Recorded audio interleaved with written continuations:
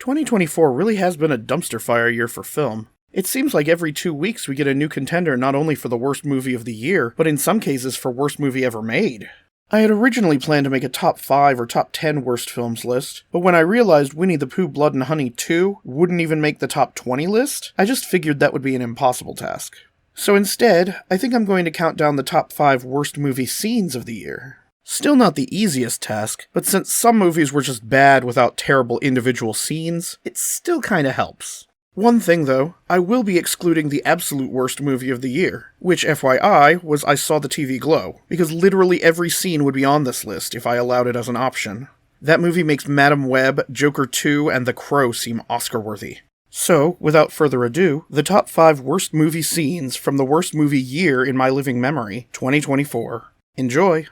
At number 5, we get a bad moment in what was otherwise a decent movie. That might even be why it's on this list ahead of some really bad stuff in worst films, to be honest. In fact, I might even do a short video to explain the good of this movie as well. Anyway, Twisters rehashed much of the original classic, with some twists and turns along the way, and some inferior and sometimes insufferable characters. Case in point, this scene, where a tornado splits apart and separates. Boone gets a little too excited and completely ruins any tension the scene was trying to create by screaming, "We got twins! We got twins!" It seems like a small thing, yes, and it doesn't ruin the movie, as you might hear in a future video, but it ruins the scene and was completely unnecessary, especially because the phenomenon isn't particularly impressive to someone who sees tornadoes all the time, and they handled it much better in the original.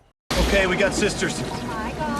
Moving ahead to number 4, we get a more recent release, Robert Zemeckis' reunion with Robin Wright and Tom Hanks, Here. The movie was competently made and had an interesting hook, chronicling the history of a small plot of land by keeping the camera stationary in a single location for the entire film. However, the substance of Here was a mess of historical ignorance, coupled with intense anti-family themes, and some shoehorned political messages just for good measure. But the worst scene came toward the end, when the main characters are on the brink of divorce. Robin Wright's character, the long-suffering wife who gave up all of her dreams, not because of her choices in life or other circumstances, but because of the patriarchy or something, channels her inner Gen A when she asks Tom Hanks' character, these characters are neither important nor likable enough for me to remember their names, why he gave up his dream of being a painter. Hanks responds that she should already know. But when she pleads ignorance, an exasperated Hanks tells her that he gave up his dream to get a real job to support her and their daughter. Then she dismisses him entirely and announces that she's leaving him. Not a smidge of empathy, or even an acknowledgement that her grievance about the marriage equally applies to him. It's the opportunity of a lifetime. Are you happy?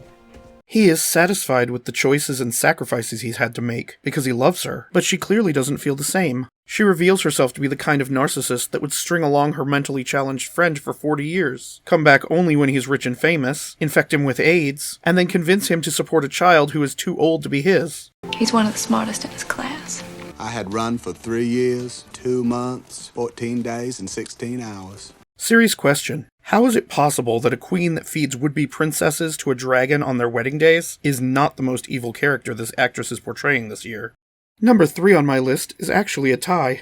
Luckily, both scenes are from the same movie, just minutes apart from one another. We got twins! We got twins! Argylle could have been good. I mean, I might even have put that train fight scene onto a list of the best scenes of the year. But instead, we got just another bait-and-switch film, utterly predictable at this point, despite their weird meta attempts to hide it prior to release. The best actors in the movie phoned their performances in, sometimes literally, and we come to the point of peak absurdity toward the end, when the real spies fight their way through the enemy by dancing through a field of rainbow-colored tear gas, culminating in their signature dance move, the whirlybird, in which the female Argylle lifts her male partner into the air and spins him around with his crotch in her face. Now, as bad as that is, the reason this is tied for third is because I can't blame the producers for performing the gender-swapped whirlybird. I mean, between Sam Rockwell's upper body strength and Bryce Dallas Howard's current weight, there's no physical way they could have done it the other way around.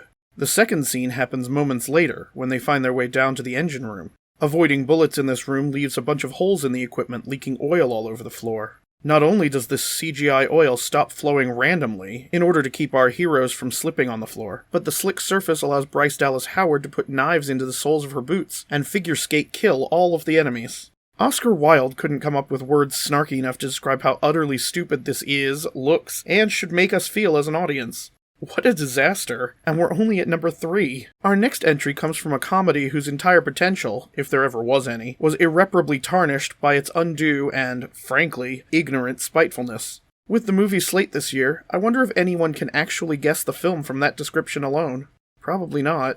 Bart Simpson, will you stop raising your hand? You haven't had one right answer all day. Anyway, the movie is the American Society of Magical Negroes. This one could have been funny if it had actually examined and lampooned the stereotype it claimed to be displaying. I mean, it's a real trope. I was raised on TV, and I was conditioned to believe that every black woman over 50 is a cosmic mentor. Instead, it just presented bitterness that the trope even exists, then fell down a rabbit hole into actual racism. The worst part came when a member of the society has been discovered to have broken the rules. She is sentenced to, well, let's just watch. You will receive the most severe sentence. You will be forced to live in America. No. As a regular black person. What? Where in the world would you have it better as a black person than America? You have magic. You can try out other places in the world. I doubt it will end with you wearing fancy shiny clothes and hosting cooking shows like Say Yes to the Cake or whatever it was called. I mean, maybe your magic wouldn't be fading if you weren't burning so much of it keeping your chair intact. So you might not want to be so judgmental of the country that facilitates your lifestyle. But let's move on. Before revealing the worst scene of the year, I want to go over a few dishonorable mentions that didn't quite make the top 5 list. These are in no particular order. Abigail could have been good if the trailer hadn't shown the whole movie. Oddly enough, they put some of the worst parts of the movie only in the trailer, like the weird puppet dance scene with Katherine Newton. Pointless and embarrassing. But the most embarrassing parts don't seem to have made the actual film, luckily. Speaking of humiliation, Borderlands came out this year. That could be the full punchline, but we're talking about scenes here. There are lots to choose from. I mean, pretty much every line from Claptrap could qualify. But I think I'll go with the South Park joke they copied. You're in land. I know! Stay classy, Hollywood. Sometimes it's not just bad world building, it's the entire plot falling apart for no reason. Like in Madam Web, when Cassandra leaves the 3 feckless girls she supposedly kidnapped in a motel room in order to take an impromptu day trip to Peru for enlightenment. There are so many things wrong with that. He was in the Amazon with my mom when she was researching spiders right before she died. And you know what else is wrong? The way the entire cast of Civil War ignored Sammy's wounds, resulting in his death. They didn't even try to help him. They just admired the forest fire. But at least it was a novel approach. Not like Alien Romulus, which just rehashed the plot points of its far superior predecessor, and even stole some lines verbatim. It didn't give us the best delivery of those stolen lines, though. Get away from her. You bitch. And that brings us to the worst scene from a 2024 movie. We've come so far this year, redefining bad storytelling, bad acting, bad directing, and bad writing. So what could possibly top this list?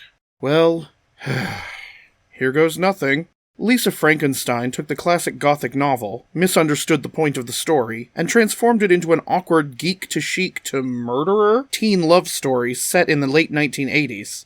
Lisa Swallows, yeah, that's her name, is an awkward girl struggling less with her mother's recent death and her father's remarriage than with the unpopularity that it's causing her at school. Well, she also hangs out in an abandoned cemetery in order to fawn over the headstone of a man who died long ago at around her age. So anyone seeing or hearing about that can't really be blamed for avoiding her. Anyway, a lightning storm brings the dead boy back to life, and she proceeds to use him to gain confidence in herself, culminating in a bunch of murders between the two of them. They take body parts from their victims to attach to the creature, otherwise known as Jughead. Oh, and contrary to the name of this movie, I should probably point out that there are no glittery stickers, folders, or trapper keepers in this film. Including those would have made sense, if not for copyright reasons, I guess. The film does, however, include the worst scene of the year, in which Lisa sews her recently murdered crush's penis onto the reanimated corpse of her cuckolded, but now future boyfriend, Jughead, so that they can have sex before she gets caught by the police for killing pretty much everyone in the movie. Yeah, I never thought I'd use the word sew a penis onto in a sentence, but here we are, and I've now said it twice. I kinda wonder if this was supposed to be Cole Sprouse's equivalent of riding a wrecking ball naked in a music video. Poor Cody. What did Disney do to you? On second thought, I don't want to speculate about what anyone was thinking for this one. I just want to forget it exists. And that's the end of the list. Tell me about the worst scenes you saw in movies this year in the comments section. If you liked this video, please consider clicking the little buttons below and subscribing to the channel. Thank you for watching, and I'll see you next time. Wait, I just realized something. How is it possible that 3 actors each have 2 movies on this list? When the real spies fight their way through the enemy by dancing through a field of... God. Poor Cody. Show us on the doll what Disney did to you.